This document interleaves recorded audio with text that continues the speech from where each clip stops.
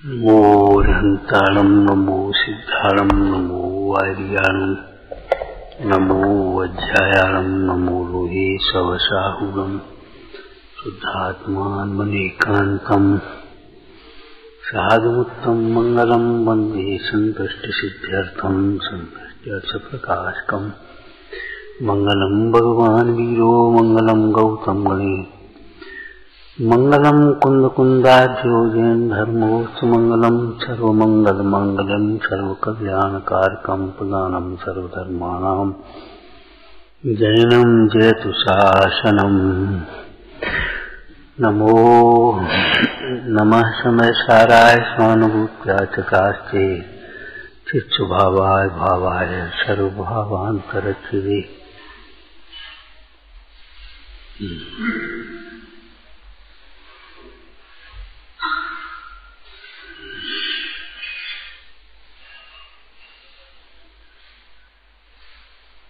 कृतकारितानुमन्य प्रकाल विषयम मनोवचन काय परहृत्य कर्म सर्वम परमम नैष्कर्म्यमवलम्ब।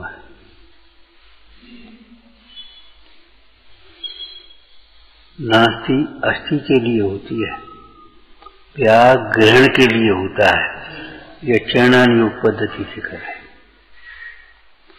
अध्यात्म से ग्रहण पूर्वक त्याग होता है।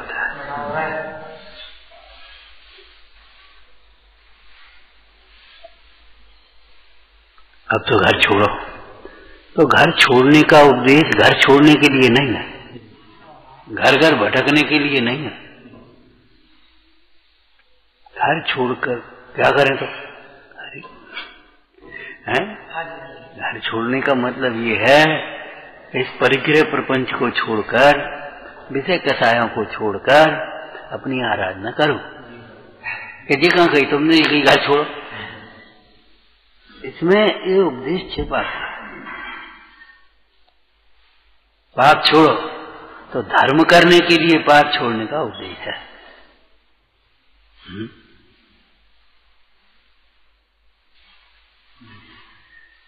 क्योंकि पाप में भाई एक ही जगह तो लगेगा उपयोग, समय शक्ति बुद्धि।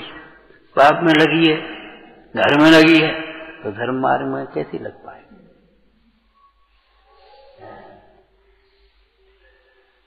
तो क्या कह रहे? कृतकारितानुमन्य त्रिकाल विषयम मनोवचन काय। इसके 49 भंग आगे आएंगे। परहृत्य, इनको छोड़कर। अब हम समुच्चय रूप से कहें तो ये जीव या तो भूतकाल को लक्ष्य कर करके दुखी होता रहता है, याद कर करके ऐसा होता, ऐसे हो गया, उसने ऐसा कर दिया, मैंने ऐसा किया। इस भूतकाल में अपने उपयोग को जोड़ता हुआ अकुल व्याकुल होता है।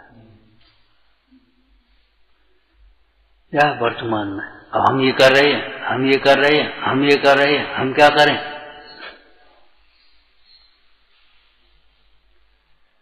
हमें ये करना है, हमें ये करना है। हमारी प्लानिंग तो समझ नहीं है, बहुत बड़ी प्लानिंग है हमारी। अरे प्रभु, चल परदेसी हुआ रवाना, प्यारी काया पड़ी रही। उसमें दृष्टांत ये था, हिसाब लगाता था, वकील हिसाब लगाता था, डॉक्टर हिसाब लगाता था।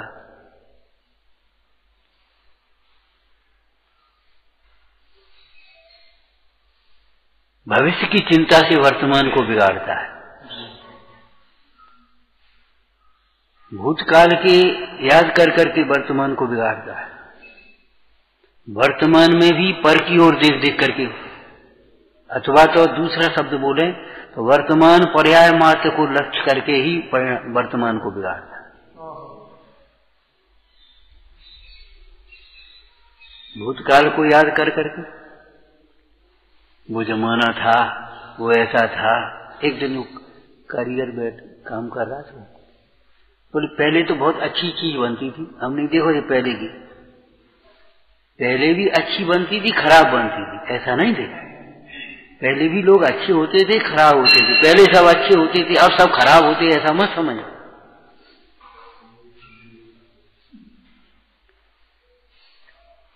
चौथे काल में क्या तीर्थंकर थे? तो चौथे काल में अंजन चोर जैसे चोर थे, जिनका आतंक था कि नहीं? तो बोलो, कितने कितने कितने वर्तमान युग में पढ़ो, कितने चोरों की कथा आई।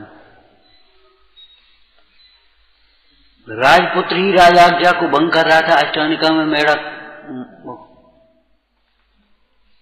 मार करके खा गया। और चंडाल भी था जो अपनी प्रतिज्ञा पर दृढ़ था। ऐसा थोड़ी, चौथे काल में भी सात तत्व, पंचम काल में भी सात तत्व।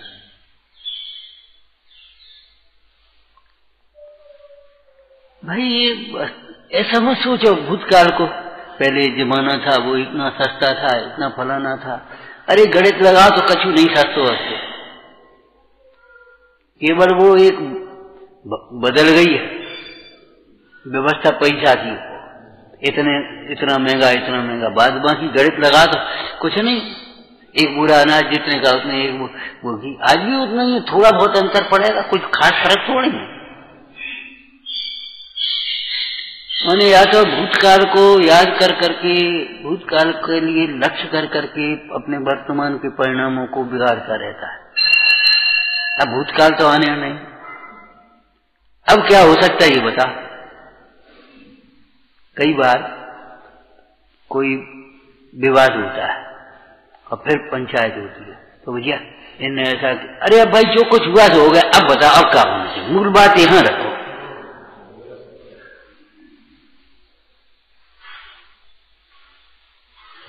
तो बात बनेगी। अब इनने ऐसा कही तो बिना कही तो नहीं भाई, अब तो कही तो कही, गई तो गई। अब ये बता वर्तमान में क्या हो सकता है, ये है समाधान कारक शैली, बाद बाकी तो ठीक है।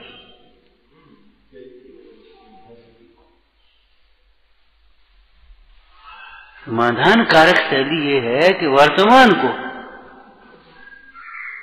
तो भूतकाल के, हाँ इतनी बात जरूर है व्यवहार नए से, भूतकाल का विचार तो करो, शिक्षा लो, इतिहास से शिक्षा लो। ऐसा नहीं है कि भूतकाल को देखो ही मत, दोषों को देखो ही नहीं। अरे नहीं नहीं, दोषों को समझो, ऐसा दोष अपने में न हो तो निकाल देना, न हो तो आ न जाए।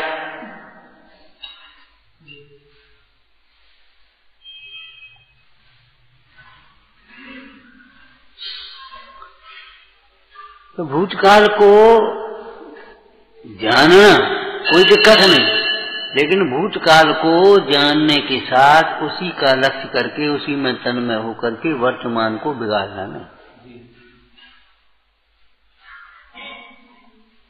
एक बात, दूसरी और समझो, भूतकाल को भी अधूरा ही मत जानते रहना। अधूरा समझते हो, पर्याय मात्र। अरे भूतकाल में भी द्रव्य गुण पर्याय था कि नहीं? ये जीव भूतकाल में देव था, अकेला देव था, आत्मा नहीं था है?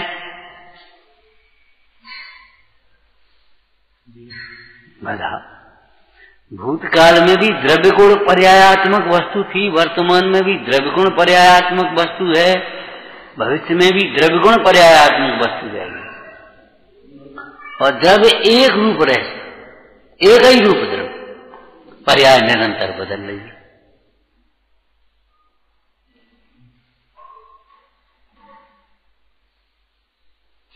संजयंत मुंडाज की कथा में आया कि जब उस देव को, जो संजयंत का शायद भाई था या कौन था, उसको क्रोध आया, तो दूसरे देव ने कहा, क्यों भाई, संजयंत ही तुम्हारे भाई हुए हैं, अनादिकाल से विचार करो, जिसके प्रति तुम क्रोध कर रहे विद्युत विद्याधर, वह भी तुम्हारा पूर्व भाव में न जाने कितनी बार संबंधी हुआ हो, इष्ट हुआ हो, मित्र हुआ हो, पुत्र हुआ हो। कुछ होश है? कोई किसी का शाश्वत मित्र या बैरी नहीं होता।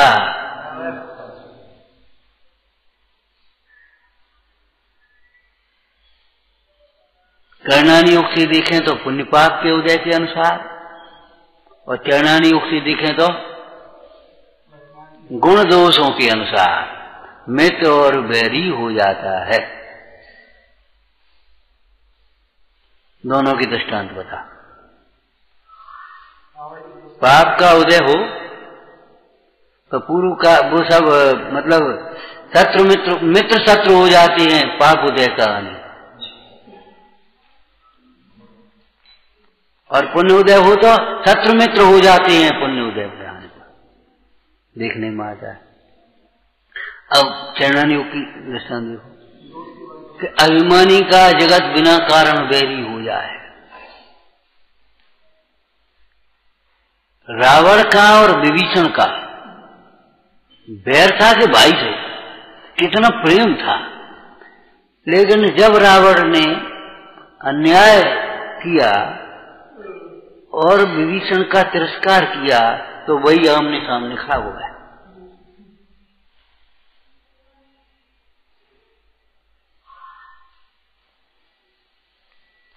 इसलिए ये बात भी बड़ी अच्छी तरह समझने लायक है। इससे तुम्हारे पर के प्रति माध्यस्थ भाव आएगा, द्वेष बुद्धि टूटेगी। क्या हमारे विकारी भाव ही हमारे बैरी हैं? ये व्यवहार नहीं कह रहे, ऐसा नहीं निश्चय से विकारी के भाव बैरी है और व्यवहार से हमारे जी बाहर के बैरी है, ऐसा नहीं।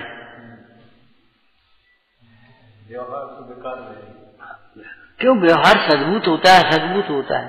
निश्चय में बैरी विरोधी कहाँ है? सत्य मित्र की कल्पना ही नहीं है। शत्रु मित्र की कल्पना ही मिथ्या है। आत्मा का निश्चय से बैरी कौन हो सकता है?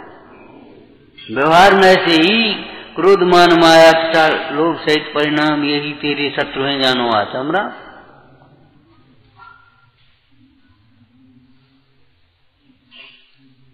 ठीक है ना? अब देखो ये क्रोध मानादिक भाव बैरी हैं। स्थूल रूप से कहा इसमें मोह तो बैरी हो ही गया, मोह तो बैरी है ही।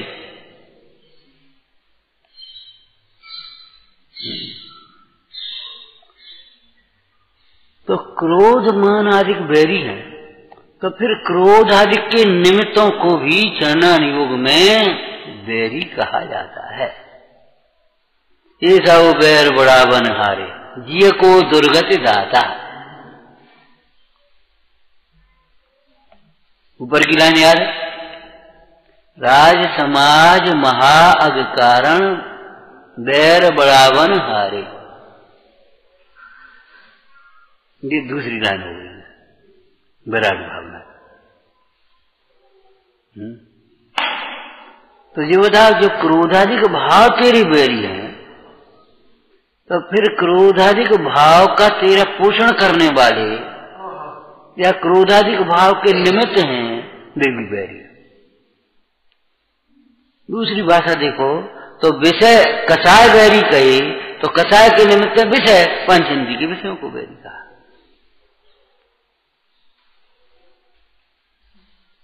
और जब उनको बैरी कहा तो उनसे संबंधित विषयों की प्रेरणा करने वाले, विषयों में उलझाने वाले, ना निकलने वाले, ना निकलने देने वाले, रोकने वाले, ये भी बैरी हो गए। आपने प्रसिद्ध दृष्टांत सुना है बरांग कुमार का, कि बरांग कुमार को जब वैराग्य हुआ तो उसने अपने पिता से कहा, हे तात, दृष्टांत से तीनों दृष्टांत याद होंगे, हे तात, जैसे कोई समुद्र को पार कर करके आ रहा हो जहाज टूट गया, बीच में गया तो उसे कोई तख्ता वक्ता मिलेगा तो उसके सहारे वो किनारे पर आया, और ऐसे निकलने ही वाला था वो किनारा, यहाँ तक आ गया, और उसको कोई पूर्व भाव का बैरी व्यंतर आदि उठाए वहां से और पटक कर बीच समुद्र में डाल दे गए। तो कौन? ये शत्रु हुआ। इसी प्रकार हे पिताजी, मैं निगोद से निकल करके कहाँ आ पाया हूं। देखो महासामर्थ, निगोद से लेकर मनुष्य पर्याय में, मनुष्य से श्रावक पर्याय में, श्रावक से पर्याय में, और भावों की अपेक्षा देखो तो कैसे कैसे उन परिणामों में पड़ा था। आज मेरे मोह की मनता हुई सो जिनोपदेश सुहाया और दीक्षा लेने का भाव आया। इस परिणाम तक आना बहुत कठिन है। एक लोक में कहावत ही है, लोकोक्ति, आकाश से गिरा खजूर पे अटका।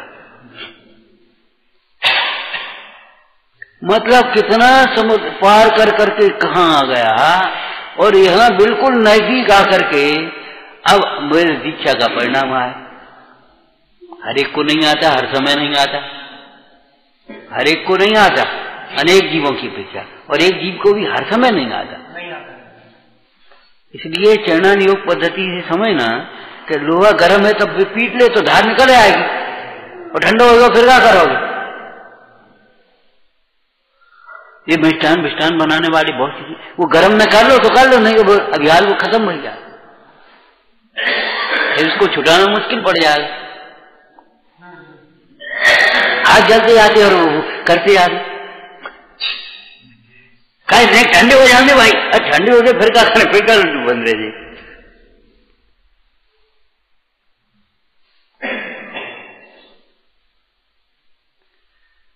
तो जैसे वो गर्म लोहा है उसको पीट लो तो धार निकल आए, ऐसे आज हमें परिणाम हुआ है बैराग का, दीक्षा का।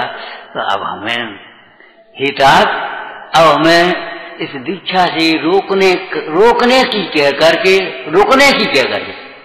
दीक्षा से रोकने की कहकर शत्रु का कार्य नहीं करना। आ गया शत्रु। अब बता कौन शत्रु।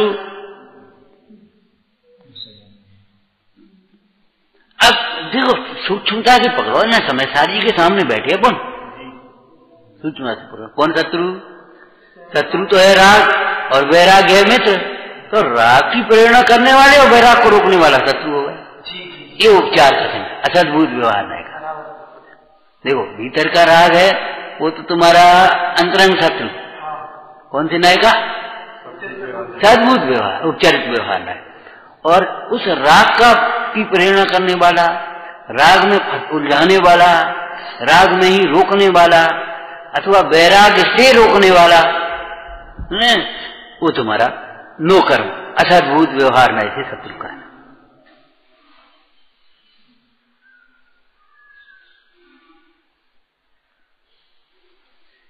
व्यवहार एक प्रकार का नहीं होता, अनेक प्रकार के व्यवहार। एक लाइन तो तुम्हें याद ही होगी, निश्चय में विस्तार नहीं है, व्यवहारों का पार नहीं है। जोड़ते चले जा व्यवहार। जैसे लौकिक में लोग रिश्तेदारी निकाले ना, तो यार कहां से निकल जाते, ये हमारे फूफा के फलाने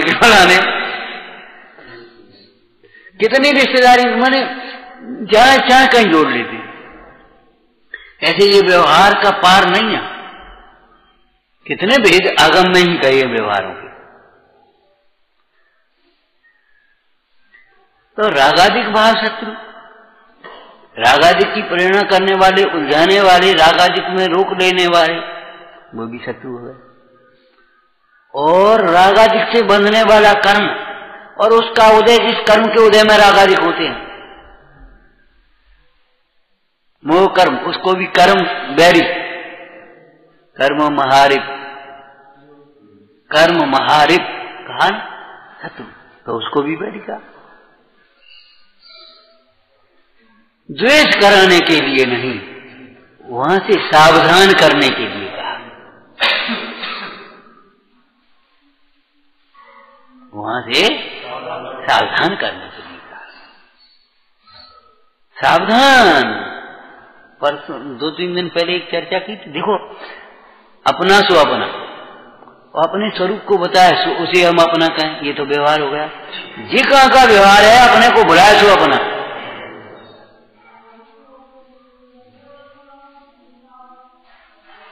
ये कौन सा व्यवहार है? झूठा जग व्यवहार आ रही।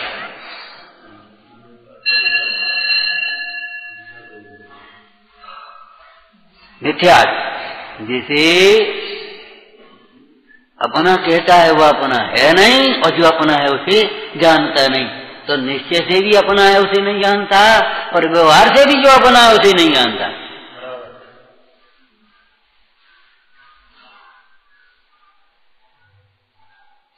ऐसा नहीं है कि निश्चय से नहीं जानता।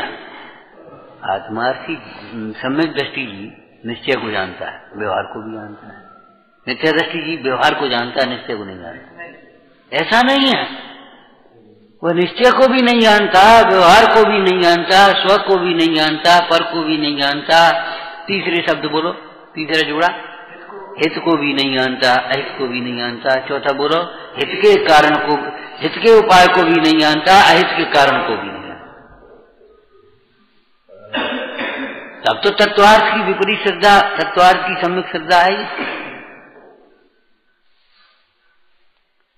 तो बरहम कुमार ने कहा, मैं कहाँ निगोचे लेकर के, कितनी लंबी आता, निगोचे लेकर यहां तक। दुर्लभ है निगोचे थावर और तसगत पानी, नरकाया को सुत पर तरसें सो दुर्लभ प्राणी। उत्तम देश सुसंगत दुर्लभ, श्रावक कुल पाना दुर्लभ, सम्यक दुर्लभ संयम। कहां तक आए?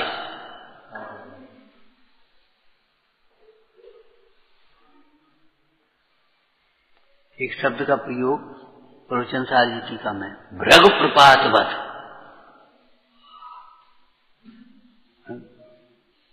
जैसे कोई दुखी होकर के पर्वत से गिर पड़े, तक ऐसे है कि अपने स्वरूप से खिसकता विषयों में लेता है।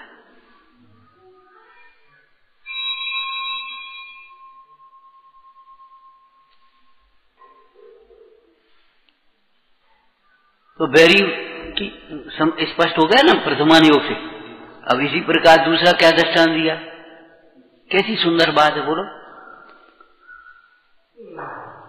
दूसरी अग्नि का दिया, जैसे कोई दावाग्नि में बेचारा ऐसे तैसे निकल करके और वो किनारे पर आ रहा हो, और कोई पूर्व भव का बैरी उसे पकड़ करके पहले उसी में झोंक देवे, तो क्या ऐसे हम विषयों की चाह रूपी दावाग्नि से निकल करके मुश्किल से वैराग के परिणाम पर आए हैं। हम कहते ये तो सामने नमूना देखने में आता है? किसी को परिणाम को रुचि हो, हमको संयम धारण करना, हमको संयम मार्ग में लगना है, तो दो कहें पंडित जी इनको समझा दो। हमने इनको समझाया ना कि तुम समझ ले, हम तो कह देते हैं इनको समझाए कि तुम समझे, इनको भी समझाएंगे, इनको कुछ और ये नहीं कहें समझाएंगे संयम में मत लगो, हमको इनको हम समझाएंगे अपने हिसाब से, पहले तुम समझो कि संयम का भाव अनुमोदना करने लायक है। स्वयं न कर पाओ, स्वयं न लग पाओ तो कम से कम अनुमोदना तो कर ले भाई। अच्छा भाव है, कल्याणकारी भाव है। ओढ़ ले चादर, अरे तो ओढ़ ले, तुम ही ओढ़ ले, तुम ही ओढ़ ले।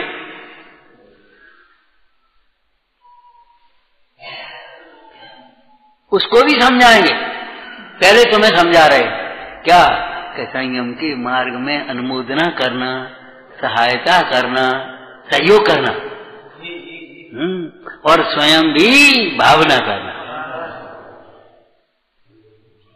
तीन शब्द क्या, संयम की अनुमोदना करना, सहयोग करना, और स्वयं भी भावना बना। कौन सा है? लौकांतिक देव अनुमोदना भी करते हैं तीर्थंकर, और भावना भी भाते हैं कब हम मनुष्य पर्याय पाए और कैसे हम समाज में लगे। इंद्र छटपटाता है, ये तो चूक गए हम, हमारा पूरी सब्र पुण्य ले लो, देख पर्याय ले लो, तुम हमें देख देख के मनुष्य पर्याय दे लो। अब देखो हम देव है, किसी की दी हुई चीज नहीं है, अपने परिणामों से मिलने वाली वस्तु है। अब उसको भी समझाएंगे, बेटा संयम का मार्ग खेल खिलौना का नहीं है, देखा देखी का नहीं है, तुम्हें संयम लेना है, ले खूब पढ़ो। 6 डाला, सम्यक ज्ञानी होए बहुर दृढ़चारित लीजिए। सम्यक ज्ञान का अभ्यास करो, पहले संयम का स्वरूप समझो। जो संयम साक्षात मुक्ति का मार्ग है, वह संयम शरीर की 2-4 क्रियाओं रूप नहीं है।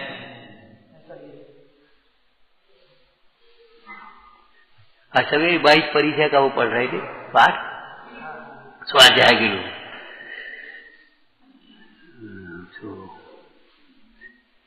पढ़ते में जरा अशुद्धि हो गई, था तप और निकल गया तन। अनशन ऊनो दर तन पोषत, अब नहीं तन पोषत तो नहीं हो सकता भाइयों, तप पोषत है।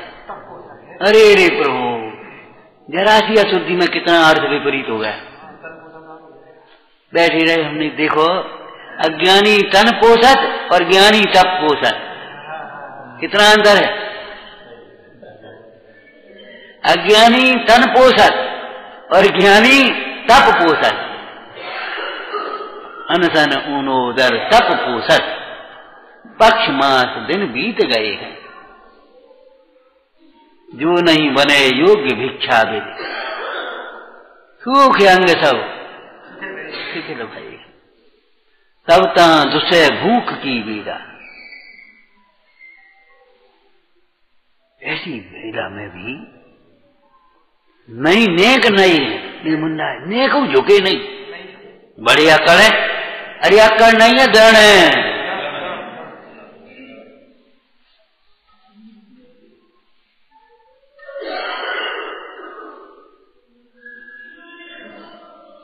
क्यों कि सत्य मार्ग में दृढ़ता होती है, असत्य मार्ग में अकड़ता होती है।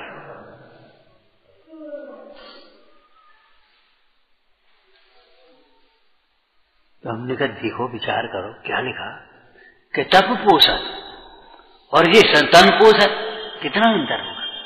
अच्छा, तप पोषक तो शरीर शोषक नहीं, ऐसा नहीं।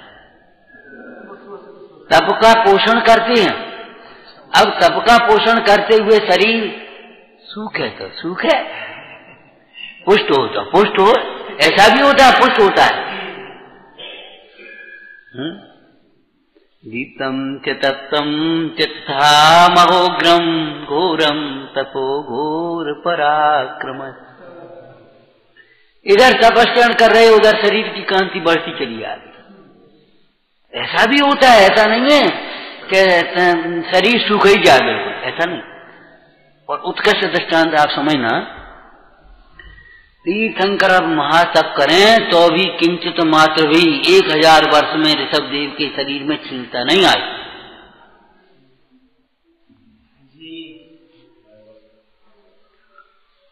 और जब पूर्ण वितरागता हुई तब परम औदारी खड़ी हो गया, ये कांति हो ले क्या कर। इसलिए तपस्या करते हुए शरीर सूखे ही सूखे ऐसा नहीं है, कोई नियम नहीं। लेकिन अगर शरीर सूखता है तो सूखे, हम क्या कर रहे हैं बता। खेचतान करके तो कोई अभिमान से तो तपस्या कर नहीं रहे, दिखाने के लिए तो तपस्या कर नहीं रहे, अपनी शक्ति का बिना विचार किए हुए तो तपस्या कर नहीं रहे। प्रायः शरीर जो बिगड़ता है वह तपस्या का यथार्थ स्वरूप समझे बिना देखा देखी बाह्य तपस्या करता है, अपनी शक्ति का विचार नहीं करता, उसके प्रयोजन पर विचार नहीं करता, परिणामों में कसाएं की नहीं छूटती, तो भीतर भीतर कसाएं खोलती रहती हैं। इसलिए तपस्या में भी शरीर क्रस होता है या बिगड़ता है। तुम्हारी भाषा में हमने कई बार कहा कि बहुत से लोग कहते हैं वो कल उपवास किया तो गर्मी बढ़ गई। उपवास किया इसलिए गर्मी नहीं बढ़ गई, उपवास करने पर भी तुमने गर्मी नहीं छोड़ी इसलिए गर्मी बढ़ गई, कसाएं नहीं छोड़ी, आरंभ नहीं छोड़ा, दिन भर तुम लगे रहे काम में अपने में, तो उपवास करने से गर्मी तो बढ़ेगी। जब तुमने शरीर में भोजन नहीं दिया है तो अब शरीर से काम भी नहीं करना चाहिए बाहर का। गाड़ी में पेट्रोल नहीं डाले तो गाड़ी खड़ी रहने दे, और चलाना है तो अब वो इंजन गर्म होगा। अब तुम ये बताओ, उसमें डीजल डालना पड़ेगा, पानी डालना पड़ेगा, जो भी उसमें पड़ता हो, हम क्या कहें, जैसी भी मशीन हो, किसी में पानी डालना पड़ता तो पानी डलता है, वो पानी आता है, वो पानी पड़ता है तो पानी पड़ता है, ऑयल पड़ता है तो ऑयल पड़ता है। अब कोई कहे वो भैया वो इंजन गर्म हो गया, तो तुमने न पानी देखो भागो न डीजल देखो, और चला पड़े। साहब उसने भी 8 दिन से उसमें डीजल नहीं डाला, तो बने गाड़ी चलाई कहाँ है, वो धरी है ना। इन ज्ञानियों ने तपस्या किया, इनको तो कुछ नहीं हुआ, गर्मी नहीं बढ़ी, तो इनने कहा शरीर से आरंभ परिग्रह भी तो नहीं किया, विषयों में प्रवृत्ति भी नहीं करी, आरंभ में प्रवृत्ति नहीं करी, कथाएं नहीं करी है, बड़े। लेकिन तुमने देखा देखी बाहर तो तब कर लिया है, ऊपर से तो नकल कर ली, और भीतर से तुमने उसका अनुकरण नहीं किया, इसलिए गाड़ी बढ़ी। तो तप पोषत और धन पोषत, ऐसे ही तो ये निकल आते चर्चा। तो जैसे कोई दावाग्नि से निकल रहा हो फिर उसको झोंक दें उसी में, तो क्या करे, शत्रु ही है। ऐसे हितात मुश्किल से मुझे आज बैराग का भाव हुआ, दीक्षा लेने का भाव। धन्य घड़ी, धन्य दिवस, धन घड़ी यो धन दिवस यो ही, दीक्षा लेने का भाव हुआ। हितात अब तुम हमें राज्य में रहने की, घर में रहने की कह करके शत्रु का कार्य मत करना। आप हमारे साथ हो, अगर शरीर के ही साथ हो तो फिर ठीक है, और अगर वास्तव में हमारे साथ हो लोक व्यवहार से, तो फिर हमारे हित की कामना करना चाहिए आपको। इसमें हमारा हित है, इसके मार्ग में लग रहे।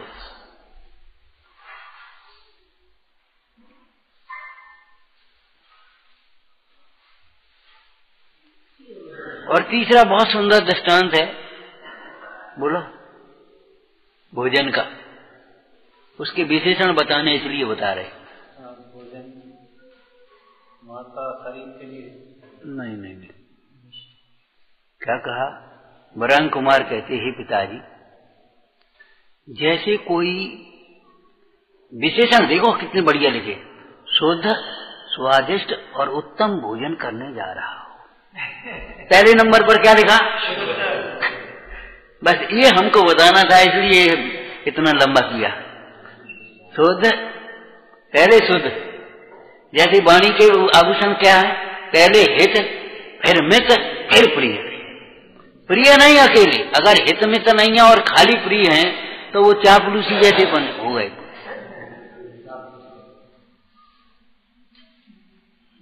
हित, मित और प्रिय।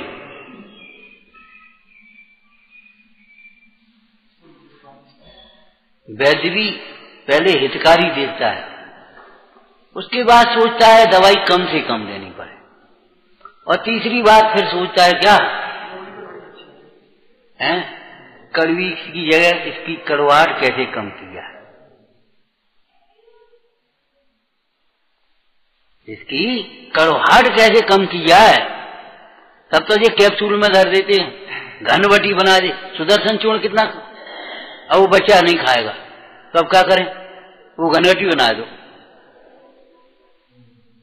है। अब वो गिलो, वो भैया बहुत कड़वी कैसे पिएगा, तो चलो गिलो सत्व बना दो। समझ में आया ना। तो जैसे कोई शुद्ध स्वादिष्ट और उत्तम भोजन करने जा रहा हो,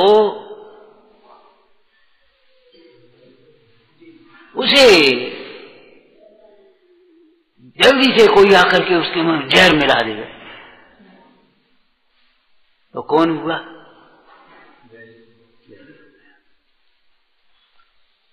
इसी प्रकार में अतीन्द्रिय आनंद रस का आस्वादन करने जा रहा हूं, शुद्ध, स्वादिष्ट और उत्तम। शुद्ध तो क्यों है? चरणादि योग से बोलो, नियम सारजी से, पाप क्रिया से शून्य। शुद्ध ऐसा है, अतीन्द्रिय आनंद शुद्ध है।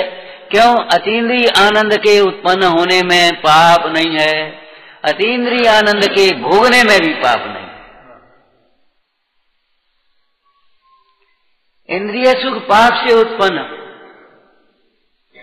उस इंद्रिय सुख की जो अभिलाषा है ना, वह भी पाप है, और इंद्रिय सुख का जो भोगना है वह भी पाप है, और पाप को ही उत्पन्न करता। पाप बीजे, इंद्रिय सुख को क्या कहा?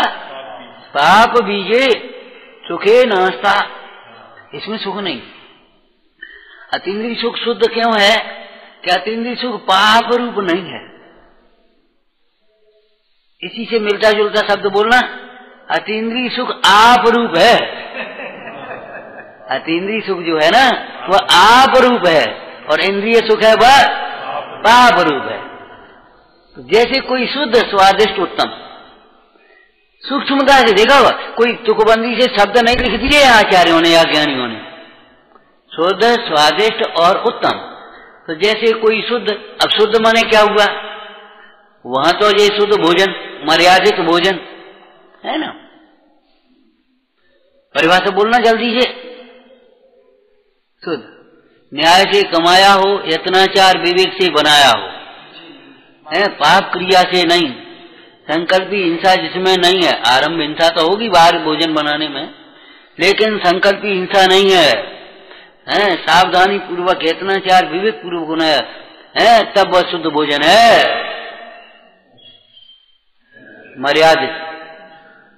तो ये आत्मा की मर्यादित भाव है कि नहीं? शुद्ध आनंद, अतीन्द्रिय आनंद। और ये शुद्ध आनंद जो है ना, वो आप रूप है। शुद्ध आनंद में किसकी हिंसा होती है बताओ?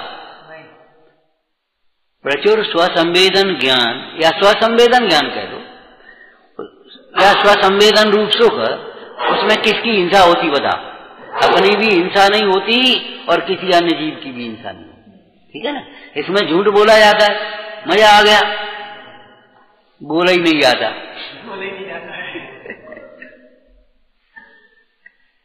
ये लौकिक में जो इंद्रिय सुख होता है ना, आनंद आ गया, आनंद आ गया, आनंद आ गया, कहां से आ गया भैया? लेकिन ये अतीन्द्रिय आनंद का आस्वादी गुपचुप रह करके अपने आनंद को बेचता है। अच्छा, चोरी क्या बिना स्वामी की आज्ञा के पराई वस्तु है? ये अपनी वस्तु है, इसलिए चोरी नहीं। और अब्रह्म नहीं है, ब्रह्म रूप है, और परिग्रह नहीं है, परिग्रह नहीं है, ये अपना वैभव है, अपनी चीज है, अपनी वस्तु है, इसलिए इसको शुद्ध भोजन कहा। तो जैसे कोई शुद्ध स्वादिष्ट उत्तम भोजन में जहर मिला ऐसा शत्रु है, ऐसे ही मैं अतीन्द्रिय आनंद रस का वेदन करने जा रहा हूं। जंगल में घूम भी नहीं जा रहे, मान प्रतिष्ठा कर भी नहीं, ले भी नहीं जा रहे, ख्याति लाभ की अभिलाषा नहीं है, स्वर्ग के लिए नहीं जा रहे हम अपने अतीन्द्रिय आनंद की वृद्धि के लिए हैं। जो अतीन्द्रिय आनंद का स्वाद हमें आया, जिसकी प्रतीति हमारे अंदर में बरत रही है, और कषाय के कारण उसका वेदन नहीं हो पाता, उस कषाय अब हमारी घट रही है, तो उसके बाह्य निमित्तों को छोड़ करके हम अतीन्द्रिय आनंद की वृद्धि करने के लिए आ रहे हैं। तो शुद्ध हो गया, और स्वादिष्ट तो है ही अपूर्व। स्वादिष्ट कैसा? कैसा स्वादिष्ट? एक बढ़िया शब्द बोलो, जैसे स्वादिष्ट भोजन करता हुआ अघाता नहीं है, पेट भर जाता है लेकिन अघाता नहीं है, ऐसा लगता नहीं और अघाता नहीं है। ये शब्द प्रयोग किया है ज्ञानानंद साहब का चार में, और एक दूसरा ग्रंथ और उसमें भी। इसी प्रकार जो ज्ञानी जीव हैं, वे अपने अतीन्द्रिय आनंद का वेदन करते हुए अघाते नहीं है, उसी में मगन। माने ऐसी नहीं आती, बस अब बहुत है, अब रहेंगे अनंत काल तक उसका आस्वादन करते रहेंगे, तृप्त रहेंगे, मगन रहेंगे, लीन रहेंगे, उबेंगे नहीं, ऐसे समझ लो। क्या दूसरा भाषा बोल देगा, उबेंगे नहीं, क्या तो उबे है रोज, ये लौकी रोज रोज खाद अब तो भैया पूरी खाद परेशान हो गए, अब तो रोटी ला दूंगा, 4 दिन हो गए, अब हम पे ये मेहमानी नहीं हो रही, तो मन तो रोटी लाओ, उब जाता ना। ऐसे ये बताओ, इंद्रिय सुखों से उबता है ये जी, अतीन्द्रिय सुख से उबता है, इसलिए स्वादिष्ट और उत्तम पुरुषों के द्वारा आस्वादन किया जाता है। हर एक बेचारा अतीन्द्रिय सुख का आस्वादन नहीं कर पाते, कौन करते हैं? उत्तम पुरुष इसको आस्वादते हैं। और उत्तम सुख, उत्तम पुरुष इस उत्तम सुख का आस्वादन करते करते परम उत्तम लोकोत्तम होते हैं।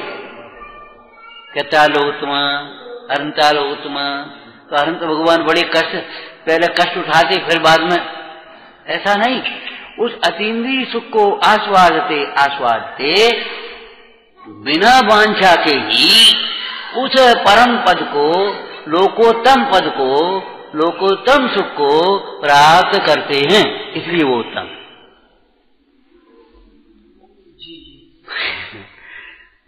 अब उस उत्तम सुख का आस्वादन करने के लिए हम जा रहे, कोई घूम तो जा नहीं रहे, सुख है बेटा मन जा है? इसलिए हितार अब हमें रोकना नहीं, हमें इन उपसर्ग परिसरों का भय मत दिखाना। क्यों? हमने भली प्रकार से वेद ज्ञान पूर्वक ज्ञान दिया है कि जितने भी परिचय हैं वे सब बाहर हैं। जब ये जीव अपने स्वभाव से च्युत होकर दुखी हो तो परिचय उसमें निमित्त हैं, अन्यथा परिचय दुखी करने में समर्थ नहीं होते।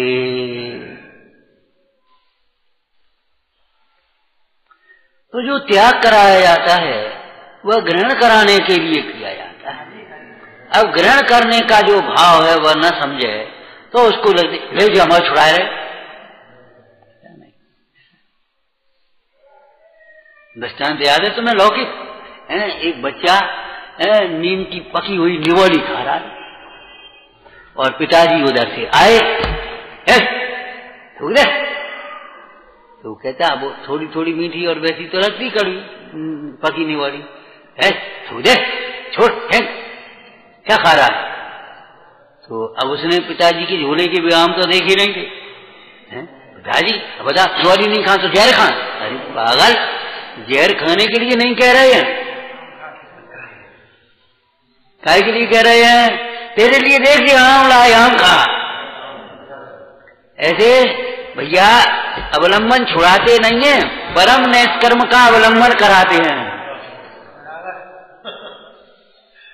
कचरा छुटाते तेरा।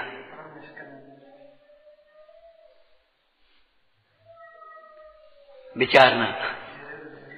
सहजानंदी शोध स्वरूपी अविनाशी